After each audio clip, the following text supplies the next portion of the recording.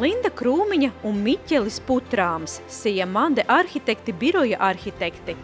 Linda Krūmiņa Rīgas Tehniskajā universitātē ieguvusi arhitekta grādu, studējusi Dānijas Karalistiskās Mākslas akadēmijas arhitektūras skolā, strādājusi arhitektu birojos Latvijā un Dānijā, pasniedzēja arī Seba arhitektūras fakultātē.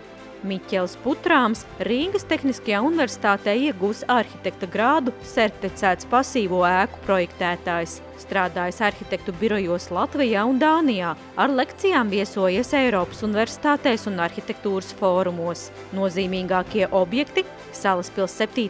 bērnu dārzs, Dailes teātra priekšlaukums, Saldus mūzikas un mākslas skola. Projekts Pitraga pietura iekļuvis jaunā Eiropas Bauhaus balvas finālā un saņēmis atzinību Gubbio priz. Salaspils 7. bērnu dārzs ir inovatīvs, energoefektīvs un Latvijā pirmais pilnībā no koka būvētais divstāvu bērnu dārzs.